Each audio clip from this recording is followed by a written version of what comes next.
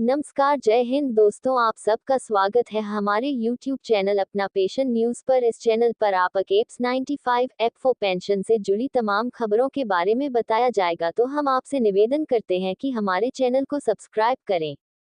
खुशखबरी, EPS 95 कर्मचारी pension योजना के साथ टेबल डी में हुआ संशोधन, 23 लाख सदस्यों को मिलेगा लाभ, राजपत्र जारी।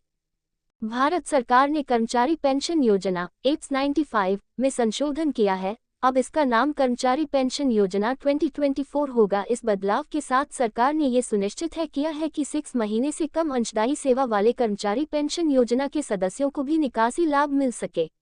इस संशोधन से प्रत्येक वर्ष कर्मचारी पेंशन योजना के 7 लाख से अधिक ऐसे सदस्यों को लाभ प्राप्त होगा जो 6 महीने से कम अंशदायी सेवा के बाद योजना छोड़ देते हैं।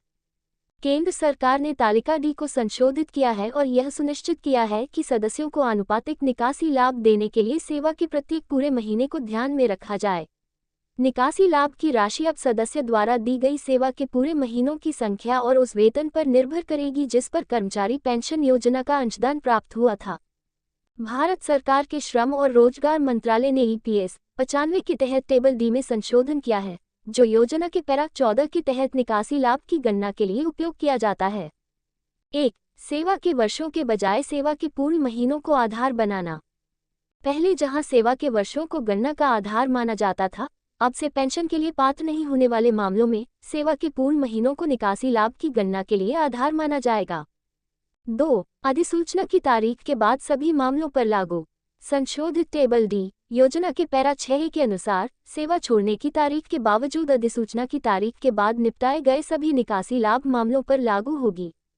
3. 58 वर्ष की आयु से पहले के मामलों में अपवाद। केवल वही मामले अपवाद होंगे जहां सदस्य ने 14 जून 2024 से पहले 58 वर्ष की आयु प्राप्त कर ली हो। ऐसे मामलों में, क्योंकि 58 वर्ष की आयु पूरी करने की तारीख यानी योजना से बाहर निकलने की तारीख अधिसूचना की तारीख से पहले है, इसलिए इनके लिए गणना पूर्ववर्ती टेबल डी के आधार पर जारी रहेगी। 4. संशोधित टेबल डी का महत्व। संशोधित टेबल डी के उपयोग से उन सदस्यों को लाभ होगा जिनकी सेवा अवधि कम है लेकिन उन्होंने नियमित रूप से योगदान दिया है।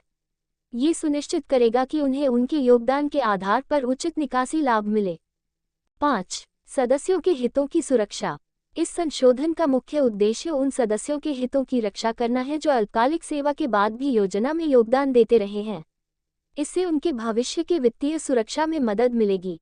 अब दूर हुई परेशानी। अब तक निकासी लाभ की गणना पूर्ण वर्षों में अंशदायी सेवा की अवधि और उस वेतन के आधार पर की जा रही थी जिस पर कर्मचारी पेंशन योजना के अंशदान का भुगतान किया गया है।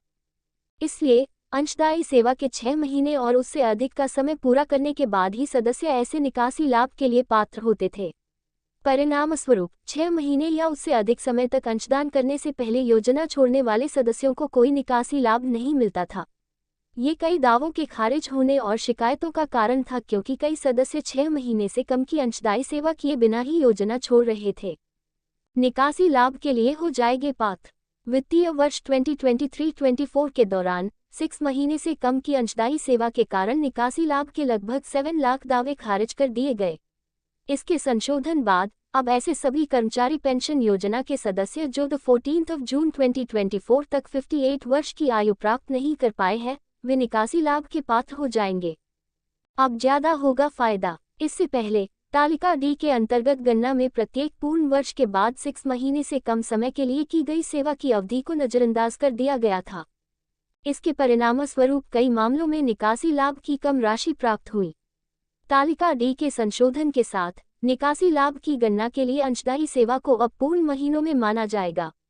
इससे निकासी लाभ का उचित भुगतान सुनिश्चित होगा। उदाहरण के लिए 2 वर्ष और 5 महीने की अंशदायी सेवा और 15,000 प्रति माह वेतन के बाद निकासी लाभ लेने वाला सदस्य पहले 29,850 रुपये की निकासी लाभ का हकदार था। अब उसे 36,000 रुपये का निकासी लाभ प्राप्त होगा।